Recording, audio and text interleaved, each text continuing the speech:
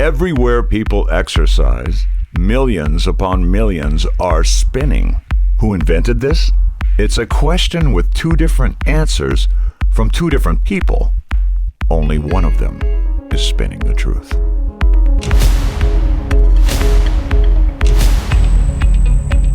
Who came up with this idea that has become a multi-billion-dollar industry? Who invented this? Who imagined this and started what has become a global passion? In 1995, Johnny G released this video of how he created spinning in 1989. I entered the race across America in 1989. I'm gonna tame this beast. 10 days later, I finish. I get my Ram ring. Yes, I did it. Amazing. Only problem was, it was only a bike race. I now have to decide, what am I gonna do with my life? It hits me, the answer is right in front of my face. What made me successful in the race across America could make anybody successful, as long as they would apply themselves and use the same principles for them. Principles that worked for me, that made me successful, could work for anybody. Once I realized this, I formulated a training program, formulated training principles, and I created a program called spinning.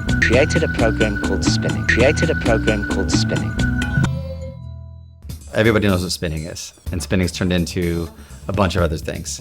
And when I say, oh yeah, my dad invented spinning, you get really funny looks. I would tell somebody, yeah, I started spinning. And they'd look at me like I was John Lovett's character, the liar in Saturday Night. Yeah, right, you started spinning, yeah, right, yeah. Yeah, that's it, Ticket. In 1987, Robbie Levin produced the first spinning video and spinning program. Now, what do most people do on a stationary bicycle? They get on, they ride 15 minutes, they warm their body up, and then they go do the rest of their workout. So in the early 80s, I had met this guy from South Africa. His name is Johnny Goldberg. And Johnny was a personal trainer in Los Angeles. And we kind of hit it off and we started riding together. He was doing triathlons at the time. And I was still riding my bike, which I had been doing all my life. So we'd done some training rides together, and the relationship started developing on a personal level, just as far as training together. I sold my business and became his main sponsor for the race in 1987. Max Levin was in the first spinning video in 1987.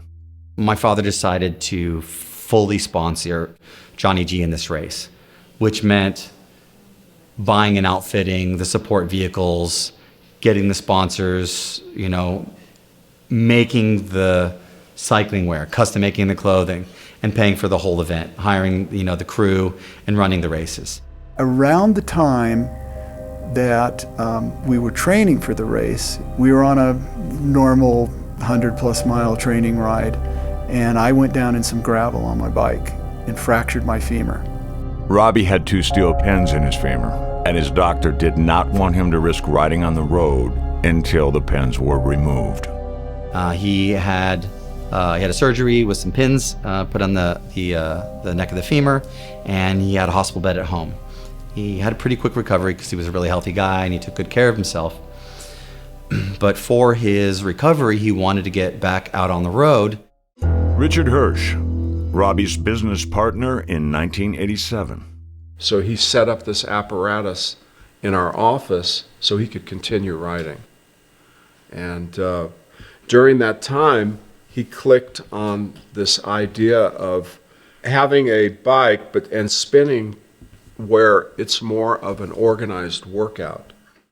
He had the idea for this class, but decided to buy a bunch of bikes and put this class together in this dojo. I think there are about 12 bikes in that room. And the idea was to create an exercise class that was a lot like the aerobics classes that were out at the time. And to make that riding kind of have some drive, he made mixtapes. I remember him riding, for an hour or two at a time on his bike in the gym with headphones on or music playing.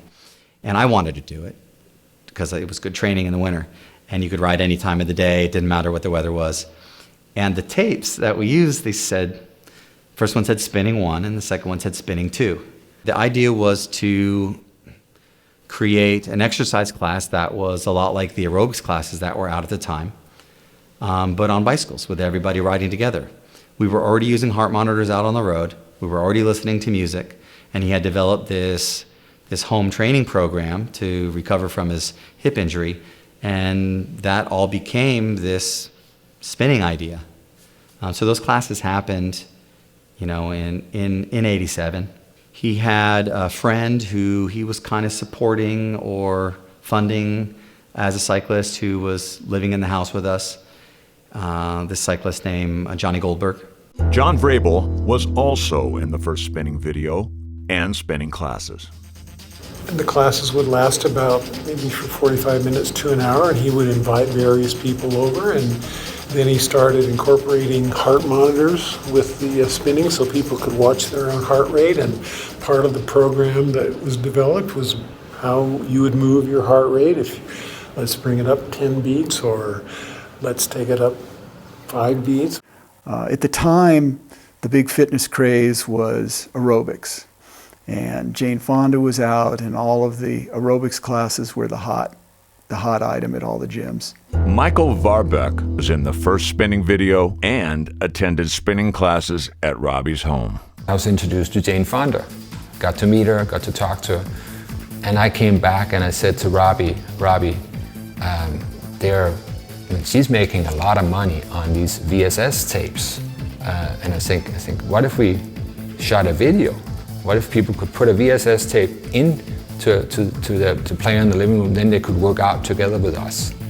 And next thing you know is Robbie had hired a film crew, and then we started, and then we literally filmed a spinning video in '87 on his piece of property. And I remember Jack Scalia, the actor from Dallas, was in the video. There was another guy, a great guy, Dusty, he was in it as well. So all these different people that was in Robbie's life was part of the video.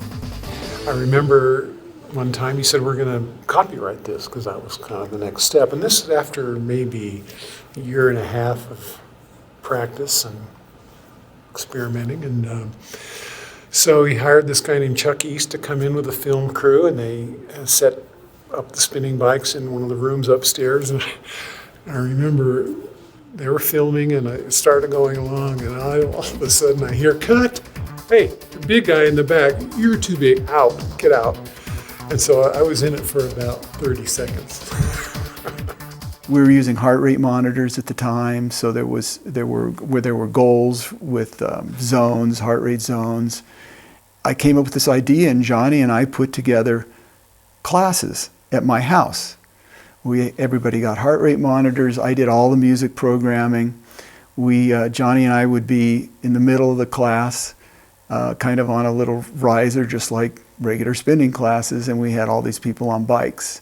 And that was how spinning got started. In 1987, around, I think it was just after RAM, just after we had finished RAM and he had dropped out, I hired a crew, and we produced I produced the first spinning video that was done in 1987.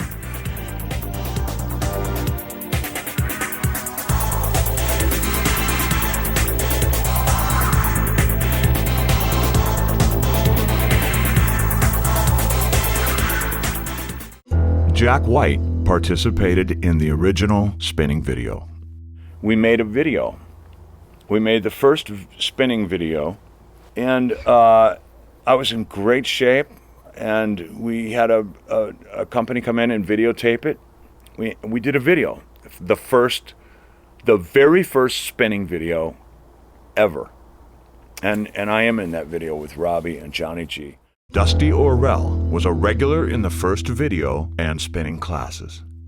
And the notion of promoting Johnny was to promote the concept of spinning, which they were working on, and as a credibility for Johnny to be able to take this video that we all produced in the fall of 1987 at Robbie's house, that all of that, both in '87 and even later, was the concept of promoting and giving credibility to developing spinning. Otherwise, why do it? Why put yourself through it? Why put a crew through it? What was the purpose of it? That was the purpose. I'm not sure, I can't remember where the name came from. It might have been Johnny, I just don't remember where the name came from. But we called it spinning. That's what we called it. So we did the video, and mostly my friends were in the video. My son and people that I worked with, and old musicians, and a bike racer that I had trained with from Denmark were in the video. And after that, we just did classes for about 1.5 years, almost 2 years. And then Johnny decided he wanted to do Race Across America in 1989. And I said, if you want to do it, to try to finish it, I'll sponsor it again. Again, around 2,400 miles, Johnny wanted to stop the race. But we had 2 chiropractors, we had an acupuncturist, we had 2 massage therapists, and there was no reason for him to really stop. He just was at the fatigue point that most of the racers get to, and it becomes, rather than a physical race, it becomes a mental race. And I really felt that he could finish it because there was nothing physically at this point that was preventing him from finishing it.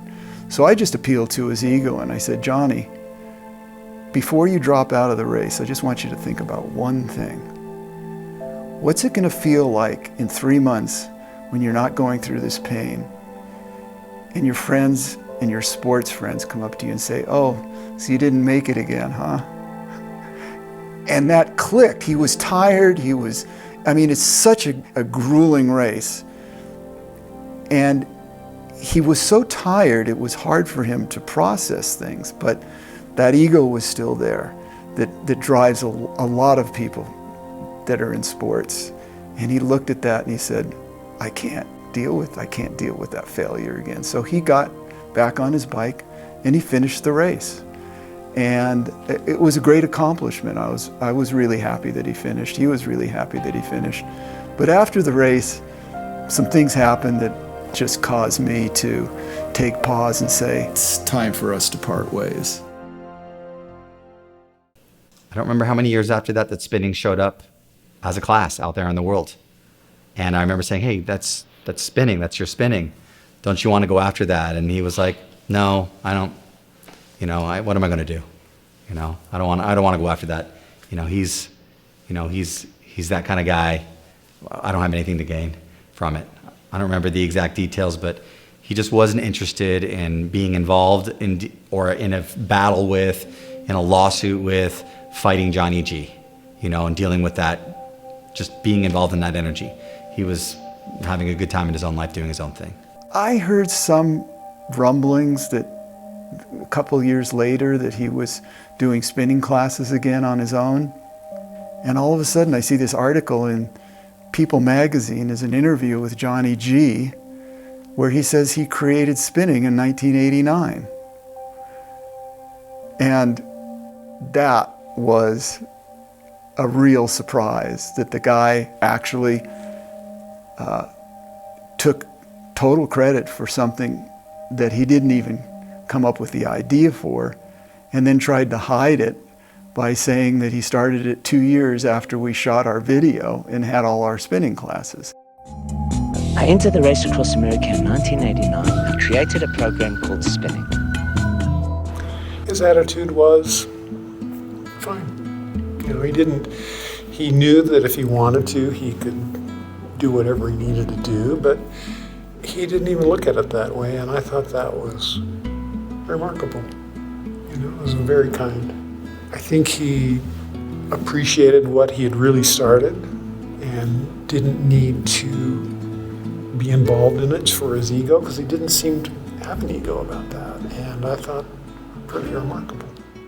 Sometimes there would be somebody at the resort and I actually show them the video and they'd be taken back because the video is done in '87, and right at the beginning of the video it says, copyright 1987, Robert Levin, Johnny Goldberg. I say everything had to start somewhere. Aerobics started somewhere. Billy Blank started Taekwondo. Just so happened that Robbie Levin started spinning. I always felt bad that as I saw spinning grow, as I saw all these other brands come off of spinning, that this was our family legacy.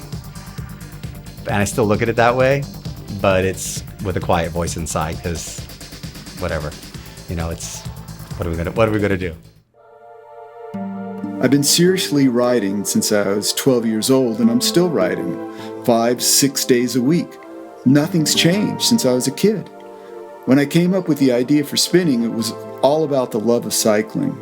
The only thing I really cared about with spinning was getting it out there so people could experience it, and I really believed that people would love the concept of doing an aerobic workout on the bicycle with other people. That's what happened with spinning. But the most important thing to me was just being on the bike, and that's what spinning was about. Robbie felt that even after 33 years, it was time to set the record straight.